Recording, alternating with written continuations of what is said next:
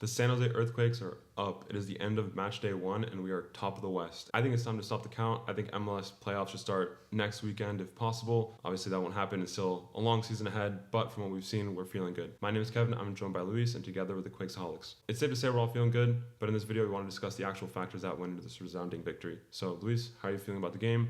And what do you think are the biggest strong points of the team? Obviously, great. Always good to see a 4-0 victory. And yeah, I think there's a lot of things that contributed to the team playing well. It was interesting to see Leroux get picked. Probably not the first name on anybody's team sheet. MLS debut, but not far off from a perfect debut. Got an assist, very composed on the ball. And that's something that you don't really associate with a young midfielder like that. So hopefully he can keep it up. But of course, it wasn't just Leroux. I mean, everyone seemed to have a good performance. Espinoza, I think that there's a big question mark on whether we could get the same sort of output from him this season at right wing back position, but I think it's safe to say, at least based off this performance, that the answer is yes. You know, he had a great service into the box from a corner kick, something we'll talk about more in a bit, and also a great ball in behind for Sonny Buddha to finish off that 4-0 victory. Yeah, I agree with both those, and I also think that Dave Romney, a new introduction to the team, was really pivotal in organizing the defense.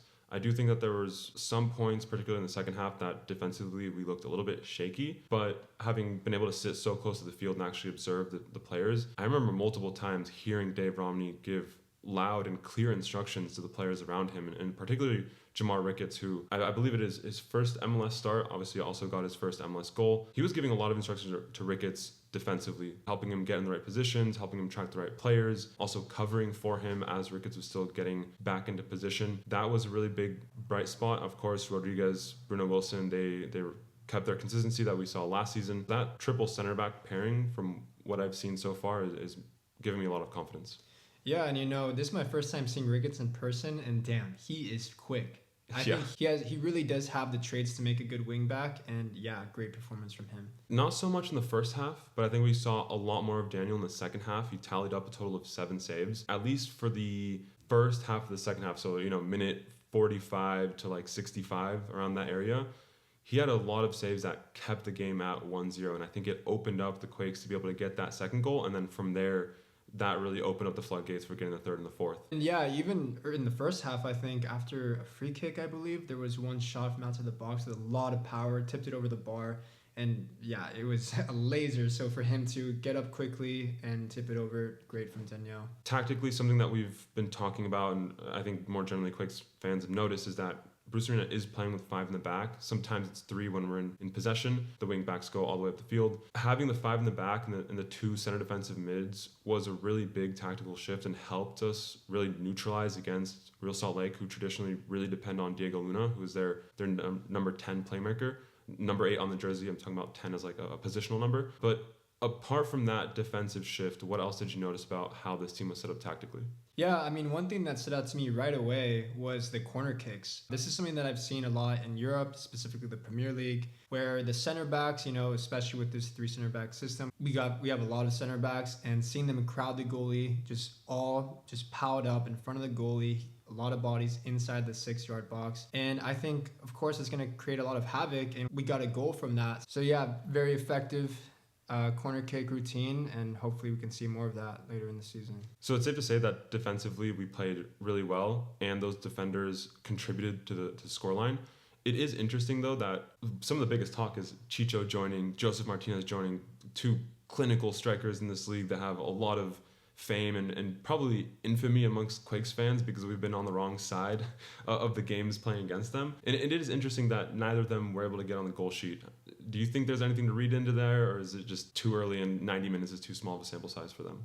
Yeah, I mean, definitely I think they'll get plenty of goals as the season goes on, but they did have a few chances. Joseph Martinez, there's a few times where the ball was a little bit in front of him, but I think not too much to make of. Abstracting up away from the actual lineup, the architect to all of this, Bruce Arena, the new coach, I think there was a lot of questions that we had for Bruce, given the poor results that we saw in the preseason. Also, some of the reputation around him, both on and off the field. There was a lot of room for hesitation on approval.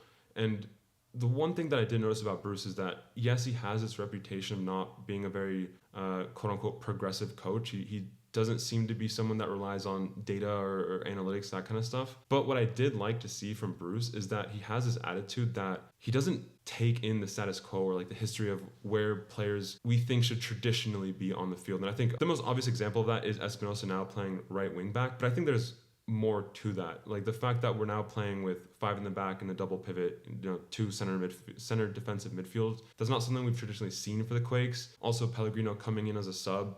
First of all, he's been a starter for all of last year, and that's a really big name, someone who's on a really big salary, and to leave him off of the field to start the game, I think takes a lot of courage. And then when he does come on, to play him on the right side, which, at least from memory, I don't think we've ever seen, there's a lot of changes. And I do think that it is a strong suit of Bruce at the moment that he's probably just looking at all these players without their names attached to them. He's just seeing what are they giving me during training, and I'm going to put out who I think are the best players in the roles that I need to win this game.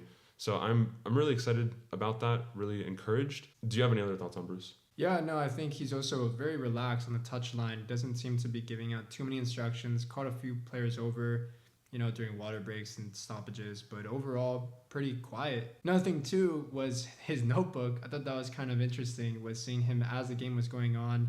A couple of times he looked over to his coaching staff, asking for his notebook, wrote a few things down, and obviously he's still in a phase where he's learning from the players and where he thinks players should be best suited. It's not what we think of as like an analytical perspective that he has, but he is very detail oriented, and I think he does just catch on to things, and I think he just does remember things.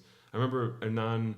I mean, we've seen this from Hernan before, where there are moments of brilliance, but there are also moments of disappointment in decision making. And I think this might have been in the second half where he just made a quick, incorrect decision that led to a turnover. And I remember it was the second mistake that Hernan had made that game. And Bruce physically turned around and lifted his hands and pointed out lifting 2 fingers and gesturing that to the rest of the coaching staff. So it also does add on to that point that I was making earlier, where he's not looking at these players as like these big name players, and he's not intimidated by the big names. And I mean, why should he? He's the most successful coach in the history of MLS. And it's, again, encouraging. He's looking at these players as what can they contribute to the team. And I think that's the right path for the Quakes. Yeah, and I do think that is a strong suit of his, is the fact that he doesn't really care what name is on the back of the jersey. If you're not playing to his standards, or maybe not even carrying out the instructions that he wants you to carry out, he's going to take note of that. And that's what you'd want, and especially in a new coach. And that's just going to put more pressure on Hernan. This is something we've noticed before. Obviously his talent is indisputable, but it goes for the whole team, right? If you're going to be making silly mistakes or not taking things as seriously, then there might be consequences for that in your playing time or whatnot later down the road. Yeah, and I didn't bring that up to pick on Hernan. It's clear that he's an incredibly talented player. It was just something I noticed about Bruce, and the situation just happened to be about Hernan. But anyways, all these points taken into consideration, we did get the 4-0 win. That is the most important thing. I don't mean to brush over that we came back home last night. I could barely talk last night. I lost my voice.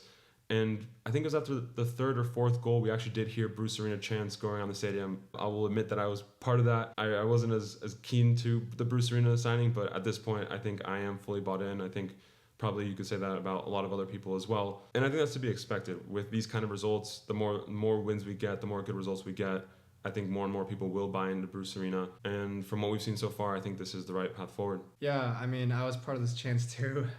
So, yeah, and like you as well, at first when I saw the signing, I was like, Bruce Arena, there's just kind of like you said, he might have a reputation, for better or for worse, of not being a progressive manager or whatnot. And after the last couple, Luchi Gonzalez, for example, someone who is incredibly data-driven, I wasn't so sure. But overall, yeah, I think the vibes are really good. The players seem to be bought in as well, most importantly of all. And yeah, I think there's just a feel good around the beginning of the season. Notably, it's our first time winning a home opener in, I think, 7 seasons. So yeah. Something like that. Yeah, so I think the vibes are up, and hopefully Bruce Arena can deliver even more. Yeah, so the first test has been passed. Next week, Kansas City on the road. I do think that will be a bigger challenge. I think the way that we were set up really suited us to play against Real Salt Lake, especially that they have such a Diego Luna dependence. If you shut him down, you're on the right track. Kansas City is a more dynamic team. Only time will tell how that'll go, but optimistic for sure. Yeah, interesting to see. I think it will be different away as well, but yeah, feeling good so far. Yeah, so that's all we had for this video. If you made it this far, thanks for listening, and we'll catch you next time. Most likely will be after the Kansas City game.